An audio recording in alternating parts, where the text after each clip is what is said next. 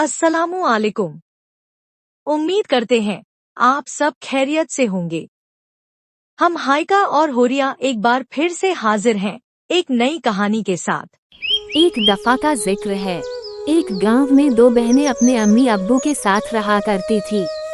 हाइका बड़ी होने के साथ साथ बहुत समझदार भी थी, जबकि हुरिया छोटी और बहुत शरारती थी। उसकी शरारतों से सिर्फ उसके घर वाले नहीं बल्कि गांव के और भी लोग परेशान रहते थे। हुरिया कभी गांव के परिंदों को तंग करती तो कभी किसी औरत का मटका फोड़ के भाग जाती। हाय मेरा मटका, अब मैं पानी कैसे भर के लाऊंगी। हुरिया की अम्मी उसे बहुत समझाती थी। हुरिया बेटा, ये सब करना बहुत बहुत बुरी बात है। ये सब करने से अल्लाह बहुत नाराज होते हैं। लेकिन हुरिया किसी की नहीं सुनती थी। गांव से कुछ दूर एक बहुत ही घना और खौफनाक जंगल था, जिसमें कई जंगली जानवर रहते थे। गांव के लोग जंगल में जाने से डरते थे। हाइका और हुरिया के अम्मी अब्बू भी उन्हें जंगल में जाने से मना करते थे। एक दिन जब हुरिया के बाबा काम के सिलसिले में शहर गए हुए थे, हुरिया अपनी अम्मी के पास आई और उनसे जिद शुरू कर दी। अम्मी, मुझे चॉकलेट खानी है, मुझे अभी लाके दी। हुरिया की जिद के आगे उनकी अम्मी हार गई और बाजार से चॉकलेट लाने के लिए चली गई। हुरिया ने जब देखा कि घर में कोई नहीं है तो उसने हाइका से कहा, हाइका चलो ना, जंगल में चलते हैं, वहाँ जाके देखते हैं कि आखिर क्यों सब वहाँ जाने से डरते हैं। हाइका ने फौरन हुरिया को मना कर दिया। हुरिया, हमें मना किया है अम्मी अब्बू में, हमें बड़ों की बात माननी चाहिए। वहाँ खतरा हो सकता है, हम वहाँ किसी मुसीबत में पड़ सकते हैं। हुरिया ने हाइका की बात टाल दी और जिद करने लगी। तुम्हें नहीं जाना तो मत जाओ, तुम तो डरपोक हो, मैं तो जा रही हूँ, शाम से पहले पहले वापसी आ जाऊंगी। ये कह के हुरिया अकेले ही जंगल की तरफ चल पड़ी। जंगल में जाके हुरिया यहाँ वहाँ घूमने लगी और तरह तरह के रंग बिरंगे फूलों को देख के खुश होने लगी। हुरिया को वहाँ एक तितली दिखाई दी। हुरिया ने तितली को पकड़ने के लिए उसका पीछा करना शुरू कर दिया और उसे पकड़ने के चक्कर में जंगल में बहुत दूर निकल गई। थोड़ी देर बाद हुरिया ने जब देखा कि वो बहुत दूर आ गई है और वापसी का रास्ता भूल गई है तो उसने जोर जोर से रोना शुरू कर दिया। हुरिया जंगल में बैठी रो रही थी कि अचानक उसे एक आवाज सुनाई थी। जब उसने देखा तो उसके सामने एक औरत खड़ी थी। हुरिया ने डरते डरते उससे पूछा, तुम कौन हो और क्या तुम मेरी मदद कर सकती हो? मैं जंगल में खो गई हूँ। मेरा नाम जिलमारा है और मैं यही इसी जंगल में ही रहती हूँ। तुम चाहो तो मेरे घर चल सकती हो, वहाँ तुम कुछ खा लेना। मेरे पास बहुत सारी चॉकलेट्स हैं और बच्चों के लिए बहुत सारे खिलौने भी हैं। फिर मैं तुम्हें तुम्हारे घर छोड़ आऊंगी। चॉकलेट्स और खिलौनों का सुन के हुरिया जिलमारा के साथ उसके घर की तरफ चल पड़ी। थोड़ी दूर जाके हुरिया ने देखा कि जंगल के बीच में एक छोटी सी झोपड़ी बनी हुई थी। जिलमारा ने उसे बताया कि वो यही रहती है।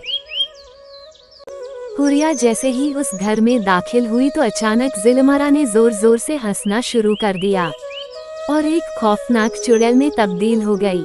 मैं एक चुड़ैल हूँ और मैं तुम जैसे बच्चों को पकड़ के खा जाती हूँ। आज तो ताज़ा गोश्त खाने को मिलेगा, हा हा हा हा हा। जिलमारा की बात सुन के हुरिया ने रोना शुरू कर दिया। जिलमारा ने हुरिया को एक पिंजरे में कैद कर दिया। उधर दूसरी तरफ जब हुरिया बहुत देर तक घर नहीं पहुंची तो हाइका को परेशानी शुरू हो गई। हाइका ने सोचा कि उसकी बहन जरूर किसी मुसीबत में है। छोटी बहन का ख्याल आते ही हाइका जंगल की तरफ निकल पड़ी। जंगल के सामने हाइका को एक बुजुर्ग खड़े दिखाई दिए। हाइका को अपनी तरफ आता देख के बुजुर्ग ने हाइका से कहा, हाइका मेरी बच्ची, मैं जानता हूँ तुम इस वक्त जंगल में क्या करने जा रही हो। तुम्हारी बहन को इस जंगल की एक बहुत खतरनाक जादूगरनी जिलमारा ने कैद कर लिया है। वो बच्चों को पकड़ के उन्हें खा जाती है। मैं यहाँ तुम्हारी मदद करने आया हूँ। ये आबे ज़म-ज़म है। जैसे ही तुम इसको जिलमारा पे डालो ही वो कुछ टाइम के लिए अपनी जगह से नहीं हिल पाएगी। उसकी जान उसकी चड़ी में है। तुम्हें वो चड़ी तोड़नी पड़ेगी, इस तरह जिलमारा का खात्मा हो जाएगा। अल्लाह तुम्हारी हिफाजत करे। हाइका ने बुजुर्ग का शुक्रिया अदा किया और जंगल के अंदर चली गई। थोड़ी दूर जाके हाइका को जिलमारा का घर दिखाई दिया। जिलमारा उस वक्त लकड़ियां लाने जंगल की दूसरी तरफ गई हुई थी। हाइका ने घर में जाके देखा तो उसे हुरिया एक पिंजरे में बैठी रोती हुई दिखाई दी। हाइका को देख के हुरिया बहुत खुश हुई। हाइका ने हुरिया से जाके कुछ बात की और जिलमारा को फंसाने का प्रोग्राम बनाया और खुद जाके दरवाजे के पीछे छुप गई और जिलमारा के आने का इंतजार करने लगी। जिलमारा जब वापसी आई तो हुरिया ने हाइका के बताए हुए तरीके पे अमल करते हुए जिलमारा की तारीफ करनी शुरू कर दी। तुम तो बहुत ही खूबसूरत हो। मैंने आज तक तुमसे ज्यादा खूबसूरत कोई नहीं देखा। तुम्हें तो जादूगरनिया की रानी होना चाहिए था। हुरिया की बात सुन के जिलमारा गुरूर में आ गई। जिलमारा का ध्यान जैसे ही हुरिया से हटा, हाइका ने मौका देख के जिलमारा पे आबे ज़म-ज़म डाल दिया, जिससे जिलमारा वही जम गई। हाइका ने मौका देख के जिलमारा की छड़ी ले ली और एक ही झटके में उसके 2 टुकड़े कर दिए। छड़ी के टूटने से जिलमारा उसी वक्त गिर के मर गई। हाइका ने हुरिया को पिंजरे से आज़ाद किया और दोनों घर की तरफ चल पड़ी। हाइका हुरिया के अम्मी अब्बू बहुत ज्यादा परेशान थे। जैसे ही उन्होंने हाइका हुरिया को देखा तो खुशी से दोनों को गले लगाया। हाइका ने सबको सारी बात बताई। हुरिया बहुत शर्मिंदा थी और उसने सबसे वादा किया है आइंदा वो कभी शरारत नहीं करेगी और हमेशा सबका कहना मानेगी। ऐसी ही मजेदार कहानियाँ सुनने के लिए हमें लाइक करें और हमारे चैनल को सब्सक्राइब करें।